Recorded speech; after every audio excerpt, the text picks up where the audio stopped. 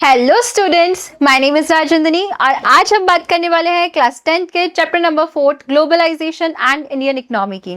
So in our previous part we have already done the questions from your book. In this part we are going to do some extra questions. So let's begin. So first question is for you.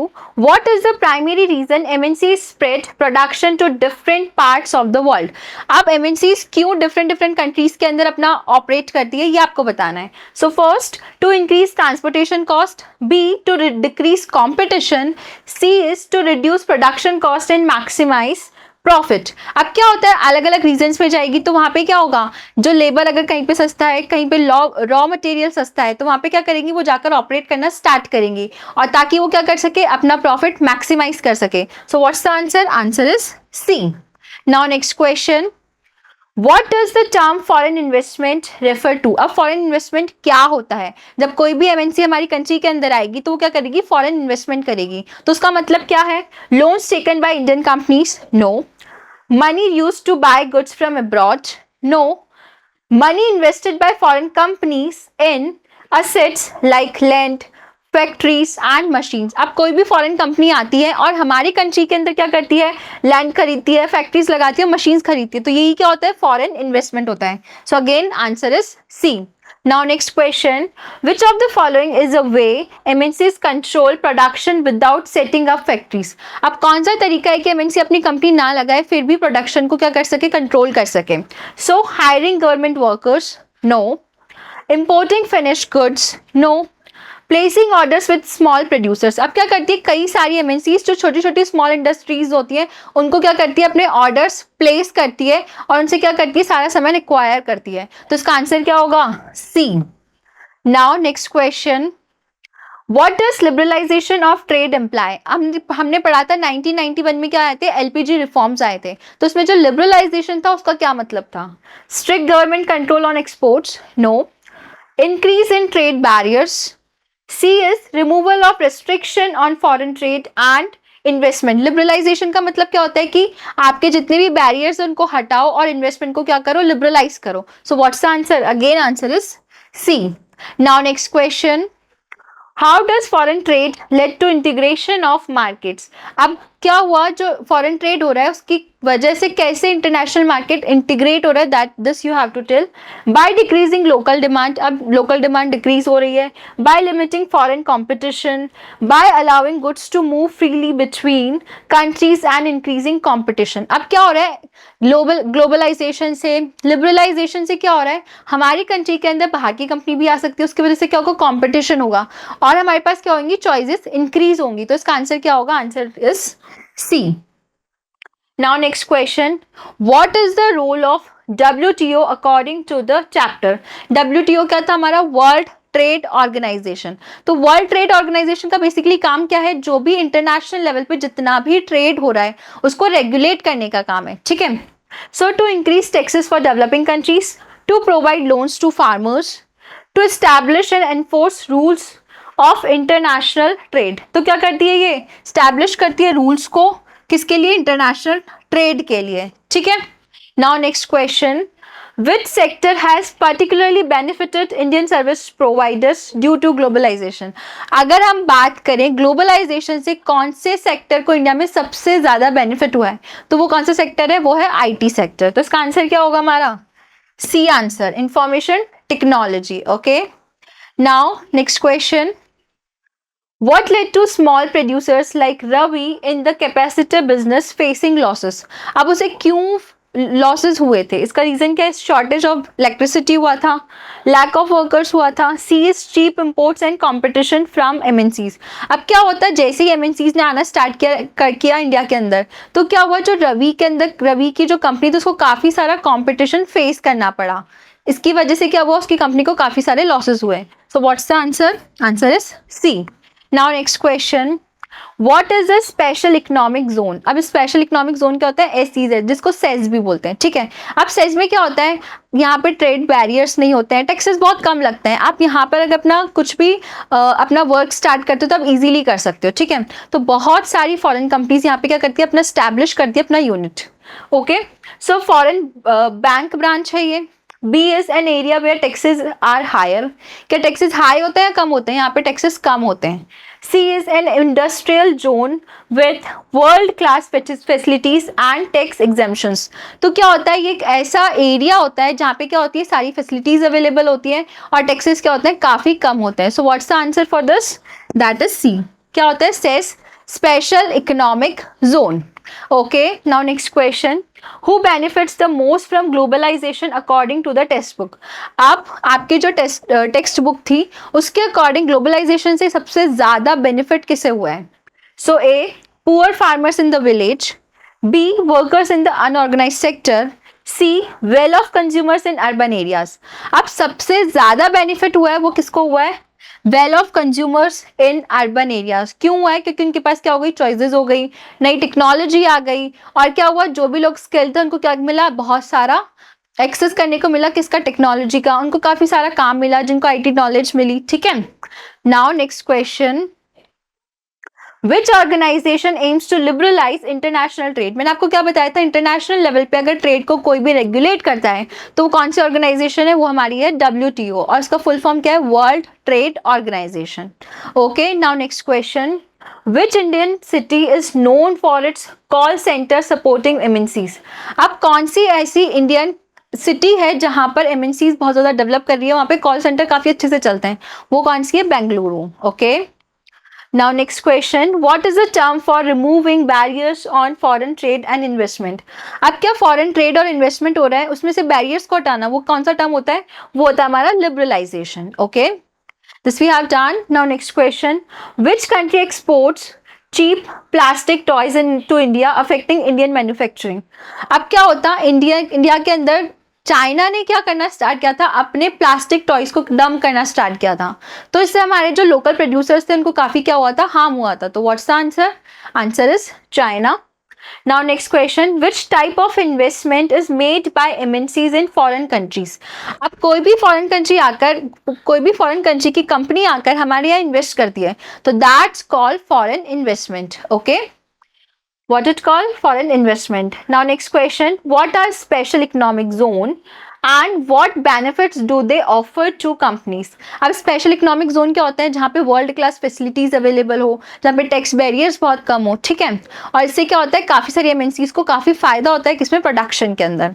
So special economic zones are industrial zones set up by Indian government. और किसने setup किया है? Indian government ने setup किया है. Attract foreign investment. क्यों? ताकि बाहर की काफ़ी सारी कंपनीज आकर हमारे यहाँ पे क्या करें, इन्वेस्टमेंट करें, जिससे ज़्यादा से ज़्यादा लोगों को क्या मिले, एम्प्लॉयमेंट मिले. Okay, so they offer world class facilities such as electricity, water, road, storage and tax exemptions from an initial period of 5 years. अब क्या होता है, अगर कोई भी MNC आकर यहाँ पे इन्वेस्टमेंट करती है तो 5 साल तक उनको कोई भी टैक्स पे करने की ज़रूरत नहीं है. उनको क्या मिल जाता है? एग्जेम्पशंस मिल जाते हैं टैक्सेस से. Okay. Now next question, how has globalization impacted the employment of workers like Sushila in the garment industries? अब क्या हुआ, ग्लोबलाइजेशन की वजह से सुशीला को गारमेंट इंडस्ट्री में क्या मिला था? वर्क मिला था. बट इनकी जो कंडीशंस होती है, वर्किंग कंडीशंस, वो कौन डिसाइड करती है? वो MNC डिसाइड करती है. Globalization has led to temporary employment, lower wages and longer working hours. अब क्या होता है, जब इनको रिक्वायरमेंट है तो आप आपको क्या कर लेते हैं? हायर कर लेते हैं. जब रिक्वायरमेंट नहीं है तब क्या कर देते हैं? फायर कर देते हैं. और इनके वर्किंग आवर्स कंपैरेटिवली क्या होते हैं? लॉन्ग होते हैं. And loss of benefits like health insurance, job security कुछ भी नहीं होता है. ठीक है. Of workers like Sushila and who now work under poor conditions to meet MNC demands. अब क्या करती है सुशीला ने? किस में स्टार्ट किया था काम करना है? गारमेंट इंडस्ट्री में किया. तो वहाँ पर जो भी वर्किंग कंडीशंस होती है वो किसके अकॉर्डिंग फिक्स होती है? वो रूल्स एंड रेगुलेशंस के अकॉर्डिंग फिक्स नहीं होती है. हायर एंड फायर की पॉलिसी भी नहीं है, कोई टर्म इंश्योरेंस नहीं है, कोई सिक्योरिटी नहीं है. ठीक है. Now next question, what challenges have small producers in India face due to globalization? अब स्मॉल प्रोड्यूसर्स को क्या इम्पैक्ट किया, कैसे इम्पैक्ट किया ग्लोबलाइजेशन में? तो क्या हुआ था, बहुत ज़्यादा स्टिफ कंपटीशन होने लग गया था. और क्या हुआ था, उनके पास इतनी टेक्नोलॉजी नहीं थी जो स्मॉल इंडस्ट्री में लोग काम कर रहे थे. उसका आंसर क्या होगा? Small producers face stiff competition from cheaper imported goods and large MNCs. ठीक है, कंपटीशन बढ़ गया था और जो लोग चीज़ें इंपोर्ट हो रही थी वो कंपैरेटिवली जो हमारे लोकल प्रोड्यूसर्स थे उनसे क्या हो रही थी, कंपैरेटिवली चीप होती थी। तो लोग क्या करेंगे, लोग जो चीप चीज़ें हैं वही क्या करेंगे, खरीदना स्टार्ट करेंगे। So many have shut down due to high production cost, lack of modern technology, poor infrastructure and limited access to credit. ठीक है, वो क्या कर पाए, वो सर्वाइव ही नहीं कर पाए क्योंकि उनको लोन नहीं मिल रहा था, टेक्नोलॉजी नहीं थी उनके पास कि वो अपनी जो इंडस्ट्रीज है उनको क्या कर सके, डेवलप कर सके। Okay, now next question, how can the government help make globalization fair for all sections of society. आप गवर्नमेंट कैसे हेल्प कर सकती है हमारे सेक्शंस के अंदर, हमारी सारी इंडियन जो लोग हैं उनके लिए कि ये क्या हो, फेयर हो, इंक्लूसिव हो, तो गवर्नमेंट क्या रोल प्ले कर सकती है। ठीक है, so what you can write, the government can ensure proper implementation of labour laws, ताकि कोई भी एमएनसी हमारे यहाँ की लेबर का एक्सप्लॉयटेशन ना कर सके। ठीक है, और क्या कर सकती है, सपोर्ट कर सकती है स्मॉल प्रोड्यूसर्स को विद इंफ्रास्ट्रक्चर एंड क्रेडिट। जो भी हमारी स्मॉल इंडस्ट्री में लोग वर्क कर रहे हैं उनको अच्छा इंफ्रास्ट्रक्चर मिले, उनको क्रेडिट मिले, उनको लोन्स मिले, ताकि वो क्या कर सके, अच्छी मशीन्स को खरीद सके, अपनी टेक्नोलॉजी को क्या कर सके, इम्प्रूव कर सके, अपना प्रोडक्शन इम्प्रूव कर सके। Okay, negotiate fair trade rules at WTO, और जो भी वर्ल्ड ट्रेड लेवल पे जो भी ऑर्गेनाइजेशंस हैं उनको क्या कर सकती है, उनसे नेगोशिएट कर सकती है ताकि जो भी ट्रेड हो वो फेयर तरीके से हो हर कंट्री के लिए। And align with other developing countries to restrict unfair practices, और जो भी अनफेयर प्रैक्टिसेस फॉलो की जा रही है अलग अलग कंट्रीज के द्वारा उनको क्या कर सकती है, रेस्ट्रिक्ट कर सकती है। ठीक है, now next question, what role does the movement of people play in globalization and why has its remained limited। अब जो movement of people हो रहा है, हमने देखा था कि globalization क्या है, movement of people, movement of investment, movement of technology, that's called globalization। अब ये restricted क्यों है, this you have to write। So what you can write, movement of people helps in spreading skills and labor across countries, linking economics। जैसे कि हमको अगर पढ़ाई करने जाना है तो हम क्या कर सकते हैं, एक कंट्री से दूसरी कंट्री में माइग्रेट हो सकते हैं, और अगर हमको जॉब करने जाना है तो हम जॉब करने के लिए भी क्या कर सकते हैं, माइग्रेट हो सकते हैं। ठीक है, so however it has remained limited due to various immigration restrictions. But ये क्या हो गया, काफ़ी लिमिटेड हो गया है। कैसे लिमिटेड हो गए, जिन लोगों के पास स्किल्स कम है उनको क्या हो गया, वो लोग एक कंट्री से दूसरी कंट्री में नहीं जा सकते, जिन लोगों को लैंग्वेज नहीं आती है वो भी क्या कर सकते हैं, माइग्रेट नहीं हो सकते हैं। तो रेस्ट्रिक्शंस बहुत ज़्यादा हैं इम्पोज्ड बाय कंट्रीज, और काफ़ी सारी रेस्ट्रिक्शंस क्या करती है, कंट्रीज इम्पोज करती हैं। Okay, now next question, explain how MNCs और we can say multinational corporations have spread their production across the world। अब MNCs ने कैसा अपना वर्क स्टार्ट किया, कैसे वो अलग अलग कंट्रीज में स्प्रेड होती जा रही है। So this you have to write. So how we can write this, MNCs set up offices and factories in different countries to reduce production cost। अब क्या है, जिस भी कंट्री में अगर रॉ मटेरियल सस्ता है तो उन्होंने क्या किया, अपना यूनिट स्टार्ट कर लिया, जहाँ पे लेबर कंपैरेटिवली चीप है उन्होंने अपना क्या कर लिया, अपना ऑफिस स्टार्ट कर लिया। ठीक है, अपनी फैक्ट्रीज स्टार्ट कर ली। They look for region with cheap labour and other resources. अब अगर कोई भी MNC अपना यूनिट स्टार्ट करती है तो उससे पहले क्या देखेगी, वहाँ पे रॉ मटेरियल कितना अवेलेबल है, वहाँ की लेबर कैसी है, वहाँ पे कितना टेक्नोलॉजी है, कितनी मशीनरी अवेलेबल है, सारी चीज़ें देखकर क्या करती है MNC अपना प्रोडक्शन स्टार्ट करती है। ओके, और MNC में setup joint production with local companies. अब कैसे कैसे MNC किन किन रूट्स के थ्रू कैसे वर्क कर सकती है, तो क्या कर सकती है, सबसे पहले तो जो joint production with local companies, जो लोकल कंपनी ऑलरेडी है वहाँ पे क्या कर सकती है, उसके साथ टाई अप कर सकती है, और क्या कर सकती है, कोई लोकल कंपनी को बाय कर सकती है टू एक्सपांड प्रोडक्शन, और क्या कर सकती है, खुद place orders with small producers with in various countries. अब क्या कर सकती है, ऑर्डर्स को प्लेस कर सकती है। They control quality, pricing and delivery schedules. अब जब वो स्मॉल इंडस्ट्री के लोगों को अपनी रिक्वायरमेंट्स बता दी है तो उनको वो क्वालिटी बताएगी कि हमको इस क्वालिटी का प्रोडक्ट चाहिए, तभी वो क्या करेगी, उसको अपने ब्रांड के अंदर सेल आउट करेगी। ओके, एंड इसका एग्जाम्पल क्या था, Kargil foods brought over Parak Foods and became India's largest edible oil producer। Kargil foods ने क्या किया था, किसको एक्वायर कर लिया था, लोकल कंपनी को एक्वायर किया था। ठीक है, this interlinks production across countries and creates a global production network. इस तरीके से MNCs क्या करती है, अपने यूनिट्स को स्टैब्लिश करती है अलग अलग कंट्रीज के अंदर। Okay, now next question, What are the factors that have enabled the process of globalization? अब globalization के लिए कौन कौन से factors responsible हैं? कौन कौन से factors responsible है? सबसे पहले तो rapid improvement in technology. अगर आपकी country की technology अच्छी है, अगर technology काफ़ी एक्सेसिबल है तो क्या होगा, ग्लोबलाइजेशन कंपैरेटिवली फास्ट होगा. ठीक है. Advances in transportation reduces cost. अगर आपका जो ट्रांसपोर्टेशन सिस्टम है वो एडवांस है तो कंपैरेटिवली कॉस्ट क्या होगी, चीप होगी उसकी. And increases spread of delivery.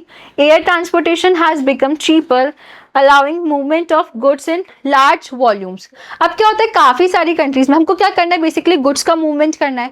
अगर आपका ट्रांसपोर्टेशन कंपैरेटिवली चीप है दूसरी जगहों से तो क्या होगा, ग्लोबलाइजेशन कंपैरेटिवली क्या होगा, जल्दी होगा. ठीक है.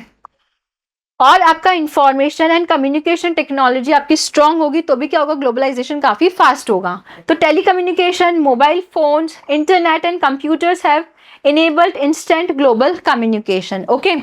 Services such as e-banking and email help in conducting business across the world, across the countries. Okay. And liberalization of trade and investment. अब क्या होता है, हमारा अगर गवर्नमेंट है, गवर्नमेंट अगर सपोर्ट्स करती है एमएनसीज को कि आप यहाँ पर आओ, हमारे यहाँ पर आप इन्वेस्टमेंट करो, हम आपको क्या कर देंगे, टैक्स एग्जम्पशंस देंगे, हम आपके ऊपर सारी फैसिलिटीज़ अवेलेबल करवाएंगे, तो क्या होगी, काफ़ी सारी एमएनसीज हमारे यहाँ पर आके क्या करना चाहिए, इन्वेस्टमेंट करना चाहिए. Okay. So removal of trade barriers since 1991 made it easier for foreign companies to invest and trade in India. Businesses are allowed to import and export with fewer restrictions. अब काफ़ी सारे businesses को allow किया है किसके लिए, import और export करने के लिए, कि कैसे, काफ़ी कम restrictions के साथ. Okay. Now role of international organization, जैसे कि मैंने बात कही थी WTO. WTO क्या होता है, world trade organisation.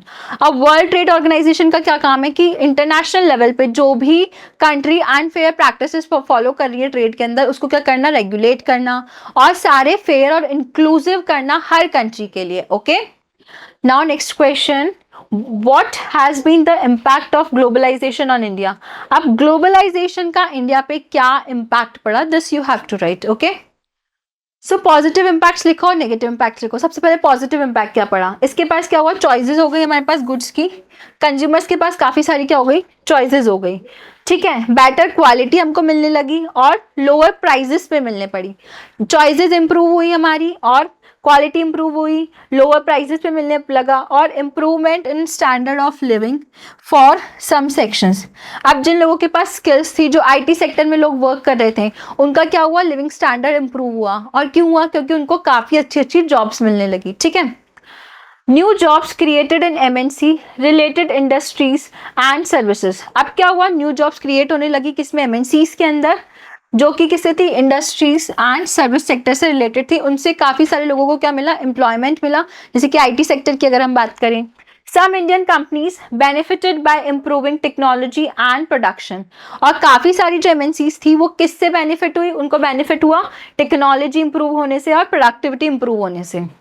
Large Indian firms have become MNCs, जैसे कि टाटा मोटर्स की काफ़ी सारी जो इंडियन कंपनीज थी, उन्होंने भी क्या करा, अपना जो बिजनेस था दूसरी कंट्रीज में क्या करना स्टार्ट किया. जैसे कि टाटा मोटर्स की बात करें तो इंडिया से वो क्या हुई, काफ़ी और अलग कंट्रीज में जाके उन्होंने अपना क्या किया, बिजनेस स्टार्ट किया. ओके. एंड नेगेटिव इम्पैक्ट्स क्या हुए हैं, सबसे पहले तो बात करें स्मॉल प्रोड्यूसर्स की, तो उनको काफ़ी स्टिफ कंपटीशन फेस करना पड़ा किससे, लार्ज एमएनसी से. और जो इंपोर्ट होता था हमारी कंट्री के अंदर, जितना भी प्रोडक्शन होता था, इंपोर्ट जो चीज़ें होती थी वो कंपैरेटिवली चीप होती थी, तो स्मॉल प्रोड्यूसर्स को काफ़ी ज़्यादा नुकसान हुआ इससे. ठीक है. Many small industries have shut down causing job losses. और काफ़ी सारी कंपनीज क्या हो गई, बंद भी हो गई. Workers face job insecurity and poor working conditions. अब पुअर वर्किंग कंडीशंस है ड्यू टू टेम्परेरी हायरिंग. अब जब क्या होता है, एमएनसीज को रिक्वायर्ड होती है तब वो हायर करते हैं और जब रिक्वायर्ड नहीं होता तो वो फायर कर देते हैं. ठीक है.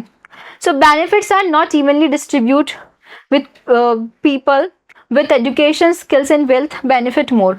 अब क्या होता है, सारे बेनिफिट्स इक्विटेबल डिस्ट्रीब्यूशन नहीं हुआ है, सारे बेनिफिट्स सबको नहीं मिले हैं. तो ये क्या होना चाहिए, ग्लोबलाइजेशन फेयर और इंक्लूसिव होना चाहिए, सारे सेक्शंस को क्या होना चाहिए, इससे फायदा होना चाहिए. So that's it for today. Thank you so much.